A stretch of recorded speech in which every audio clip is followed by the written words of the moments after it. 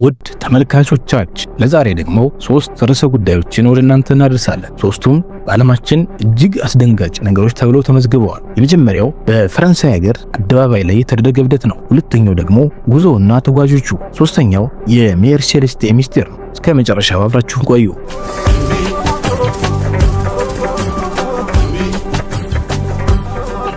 የመጀመሪያው የአደባባይ እብደት በፈረንሳይ መቼና የት ጀመረ? ታሪኩ የሚጀምረው በፈረንሳይ ስትራስበርግ ከተማ በሐምሌ ወር በ1518 ዓመተ ምህረት ነው። በአንድ ጸጥ ያለ ቀን ፍራው ትሮፊያ የተባለች ሴት ወደ አደባባይ ወጥታ ያለምንም ሙዚቃ በከፍተኛ ስሜት መደነስ ጀመረ። የሚገርመው ዝም ብላ ለደቂቃዎች ሳይሆን ለቀናት ከ4 እስከ 6 ቀናት ሳታቋርጥ መደነሷ ነበር። እግሮቿ የደሙና በከፍተኛ ድካም የተናወጠችም ቢሆን ማቆም አልቻለችም። በመጀመሪያው ሳምንት ውስጥ 34 ሌሎች ሰዎች ተቀላቀሏት።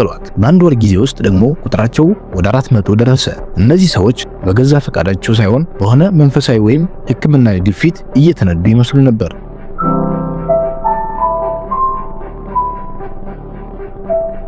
ዳንሰኞቹ በከፍተኛ ሙቀት በረሃብና በድካም እየተሰቃዩም ቢሆን መደነሱን ማቆም አይችሉም ነበር። ብዙዎቹ በልብ ድካምና በስትሮክ አደባባይ ላይ ወድቀው ሕይወታቸው አልፈዋል። የከተማው ባለስልጣናትና ዶክተሮች ሁኔታውን ሲያዩ የደረሱበት መደምደሚያ እጅግ አስገራሚ ነበር። ደማቸው ስለሞቀ ነው፣ መፍትሄው ደግሞ ይበልጥ እንዲደንሱና ሙቀቱ በላባቸው እንዲወጣ ማድረግ ነው አሉ። የተወሰደው እርምጃ ለዳንሰኞች ተብሎ ትልቅ የእንጨት መድረክ ተሰራ።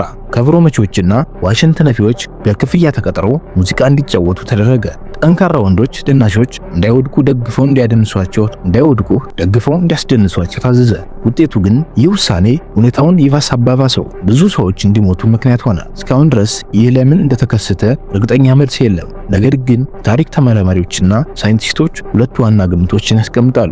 በወቅቱ ሰዎች በሚመገቡት አጃ ላይ የበቀለ ፈንገስ ሰዎችን ወደ ቅዠት ወይም ወደ ጡንቻ መሸማቀቅ ሊያስገባቸው ይችላል የሚል ግምት አለ። ሌላኛው ደግሞ የጅምላ ስነልቦናዊ ቀውስ ነው። አካባቢው በረሃብና በበሽታ ይጠቃ ስለነበር ህዝቡ በደረሰበት ከፍተኛ ጭንቀት ወይም ስትረስ ምክንያት አእምሯቸው ስቶ ሊሆን ይችላል ተብሎ ተገምቷል። ሁለተኛ ጉዞውና ተጓዦቹ እንደ አውሮፓውያን አቆጣጠር ጥር 1959 የሩሲያ ዩኒቨርሲቲ ተማሪዎች 7 ወንዶችና 2 ሴቶች በሰሜናዊ ኡራል ተራሮች ላይ ለበረዶ መንሸራተት ጉዞ ጀመሩ። ሁሉም ልምድ ያላቸውና ጠንካሮች ነበሩ። መሪው ደህትሎቭ ይባል ነበር። አሁን ላይ በሱ ስምም ቦታው ተሰይሟል። አስደንጋጩ ክስተት ተማሪዎቹ የታቀደላቸው ቀን ሳይመለሱ ሲቀሩ ፍለጋ ተጀመረ። የነበሩበት ቦታ ሲደረስ የተገኘው ትዕይንት ግን እጅግ የሚረብሽ ነበር። ድንኳናቸው የተገኘው ተቀዶ ነበር። የሚገርመው ግን የቀደዱት ከውስጥ ወደ ውጭ መሆኑ ነው። ይህም ማለት የሆነ ነገር በጣም አስፈርቷቸው በድንገት ለመውጣት ሲሉ ቀደዱት ማለት ነው። ተማሪዎቹ በብርዱ ከ30 ዲግሪ ሴልሺየስ በታች ጫማ ሳይጫሙ ካልሲ ብቻ አድርገው ወይም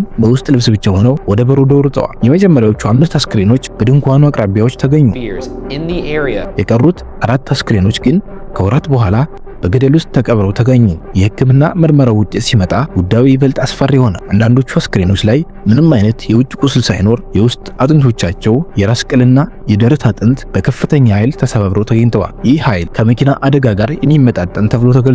የአንዲት ሴት ምላስና አይኖች ጠፍተው ተገኝተዋል። በልብሶቻቸው ላይም ከፍተኛ የራዲዮ አክቲቭ መጠን ተገኝቷል። ለዚህ ሚስጥራዊ ሞት እስካሁን ድረስ የተለያዩ መላምቶች ይሰነዘራሉ። የመጀመሪያው የተፈጥሮ አደጋ ነው። የበረዶ ናዳ መጦባቸዋል የሚል ግምትም አለ። ነገር ግን ድንኳኑ ባለበት መቆየቱና ልብሳቸውን ጥለው መሸሻቸው ይህን ጥያቄ ውስጥ ይከተዋል። በወቅቱ የሶቪየት ህብረት ሚስጥራዊ የጦር መሳሪያ ሙከራ ስታደርግ ተማሪዎች መሃል ገብተው ተገደሉ የሚል እምነትም አለ። በአካባቢው የሚኖሩ የአገሬው ተወላጆች ለሃይማኖታዊ ምክንያት ገድለዋቸዋል ተብለው ቢታሰብም በበረዶ ላይ ከ9 ሰዎች ውጭ ሌላ የሰው ዱካ አልተገኘም። ንፋሱ ከተራራው ጋር ሲጋጭ የሚፈጥረው ዝቅተኛ ድምፅ በሰዎች ላይ ከፍተኛ ፍርሃትና ቅዠት ይፈጥራል። በዚህም ምክንያት እብደት ውስጥ ገብተው ውጠዋል የሚል ዘመናዊ ግምት አለ። ሶስተኛው የሜሪ ሴሌስቴ ሚስጥር The Mystery of the Mary Celeste። ይህ ክስተት በታሪክ ከተመዘገቡት እጅግ ዝነኛና ግራ አጋቢ የባህር ላይ ሚስጥሮች አንዱ ነው። እንደ አውሮፓውያን አቆጣጠር በ1872 በአትላንቲክ ውቅያኖስ ላይ የተከሰተ ታሪክ ነው። ሜሪ ሴሌስቴ የተባለችው የንግድ መርከብ ከኒውዮርክ ተነስታ ወደ ጣሊያን እያመራች ነበር። መርከቧ ላይ ካፒቴን ቤንጃሚን ብሪክስ፣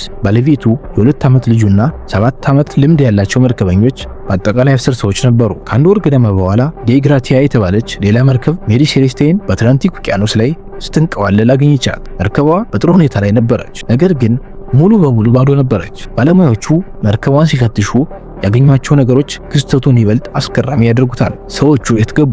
በአቅራቢያው ምንም አይነት የሰዎች አስክሬን ወይም የህይወት ማዳኛ ጀልባ አልተገኘም። 10ሩም ሰዎች እንደ ጉንበል ነው ጠፍተዋል። የመርከበኞች የግል ንብረቶች፣ ልብሶቻቸውና የ6 ወር ቀለብ፣ ምግብና ሌሎችም ሳይነኩ ተገኝተዋል። መርከቧ የተጓዘች የነበረችው 1700 በርሜል አልኮል ጭና ነበር። እሱም በቦታው ነበር። ምንም አይነት የውጊያ ወይም የግርግር ምልክት አልነበረበትም። በካፒቴኑ ማስታወሻ ደብተር ላይ የሰፈረው የመጨረሻው ጽሑፍ ከጠፉበት 9 ቀናት በፊት የተጻፈ ሲሆን ምንም አይነት አደጋ ወይም ችግር እንደሌለ የሚያሳይ መደበኛ ሪፖርት ነበር። ዋና ዋና ግምቶች። ሰዎቹ ለምን መርከቧን ጥለው እንደጠፉ ብዙ መላምቶች አሉ። ካፒቴኑ ከጭነቱ የሚወጣው ትነት ፍንዳታ ሊያስከትል ይችላል ብሎ በመፍራት ለጊዜው ሰዎችን ወደ ማዳኛ ጀልባ ወጥቶ ሳለ ጀልባዋ ከመሪው መርከብ ተፈጥሳ ጠፍታ ሊሆን ይችላል። ሁለተኛው በድንገት የመጣ የተፈጥሮ አደጋ ሰዎችን ጠራርጎ ወስዶ ሊሆን ይችላል። መርከበኞቹ ካፒቴኑንና ቤተሰቡን ገድለው በጀልባ አምልጠው ሊሆን ይችላል። ነገር ግን ምንም የደም ምልክት ወይም የግርግር ምልክት አልተገኘም። በመጨረሻም የባህር ላይ ጭራቅ ወይም የውጭ አካላት ኤሊየንስ አድርገውት ሊሆን ይችላል ተብሎ ተገምቷል።